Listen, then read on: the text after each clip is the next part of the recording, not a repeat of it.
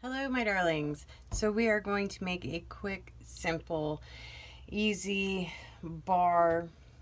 I will probably call it a Yoni bar because that's what it's specifically formulated for. But a little bit about the ingredients.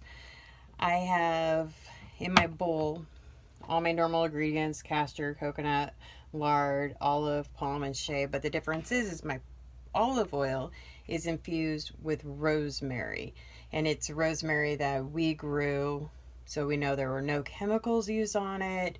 It's really good rosemary.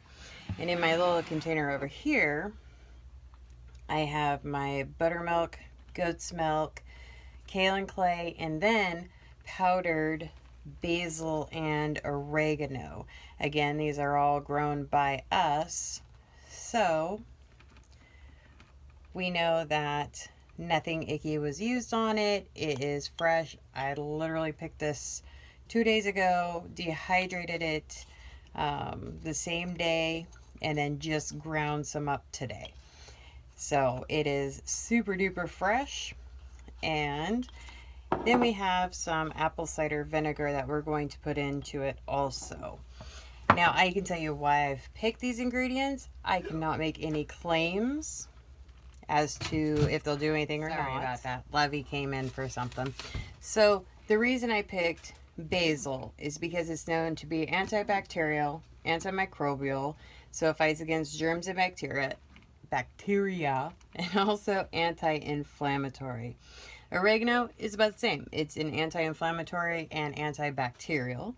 Rosemary has antioxidants, anti-inflammatory properties. The aroma has been linked to improving mood, clearing the mind, relieving stress in those with chronic anxiety or stress hormone imbalances, and it has been specifically powerful against bacterial infections.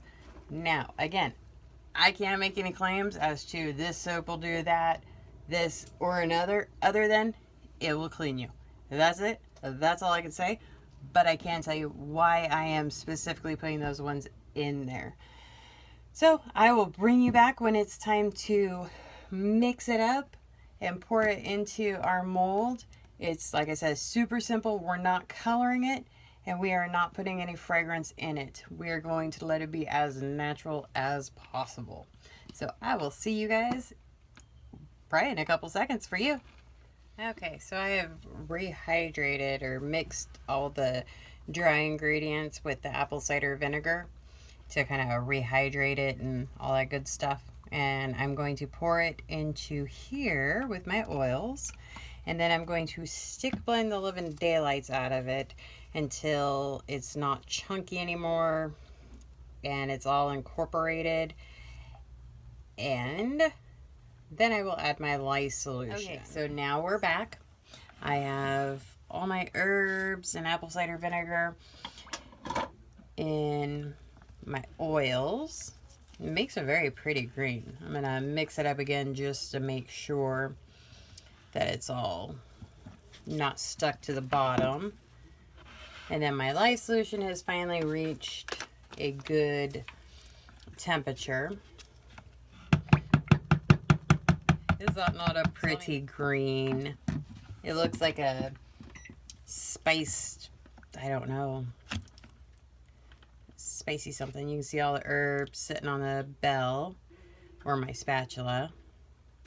Trying to get that little chunk because that's what I don't want, but it might just be an herby sitting there. Alright, so now I'm going to add my lye solution. We're going to mix it up. I have a feeling I'm going to have more than my mold can hold, so I have 2 molds, and that way I can do some little samplers as well for people that want to give it a try but don't want to get a whole bar because they're not sure if they'll like it. And it also gives me the ability to try them out as well without using a whole bar and get the general gist of it. Alright, we'll set that aside. My oils are at 89. My lye solution. is at 91. So, perfect temperatures. Let's get to mixing. And then we're going to talk about these Yoni bars as well, because there's always a horrible, huge debate about soap and bitty bits parts and things like that. And should you wash it? Should you not wash it? Should you use just water? Should you just leave it alone? I mean, it's insane the conversations that I have seen and heard when it comes to your bitty bits, your hoo-hoo, and washing. Now, the thing is no, your vagina does not need to be washed. Yes, it is self-cleaning. We all know that. But we're not talking about washing your vagina. We're not talking about washing inside. We are talking about washing the labia, which you have two, aka the lips. So you have an inner labia and then you have an outer labia. So you have two sets and your vagina is in the middle. So when your vagina self-cleans, it has to go somewhere. It usually goes in between the two labias. So that's what we're talking about cleaning, is between your two labias and then the crease, between your thighs and your hoo-hoo. We're not talking about sticking it in anything that it shouldn't be in. No. And if you think that it is so self-cleaning and you don't need to use anything but water in that area, please do me a favor, just because you can.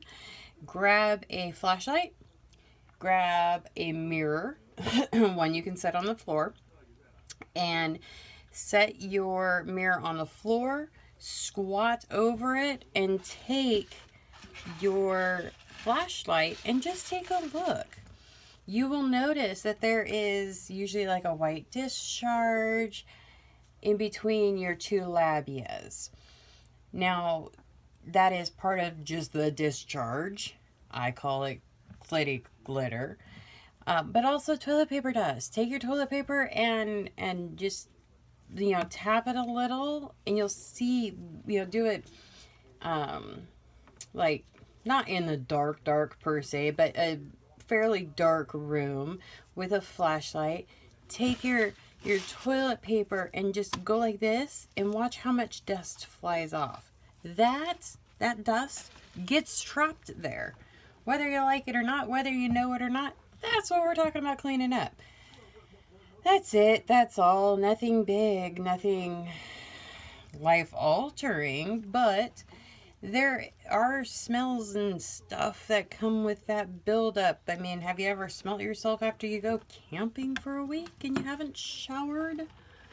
Yeah. You can clean up a little bit while you're camping, but you still get a little funky, ladies. Now, we're going to go ahead and mix this up until it's thin to a medium, well, probably a medium trace. So, burp my blender. Here we go.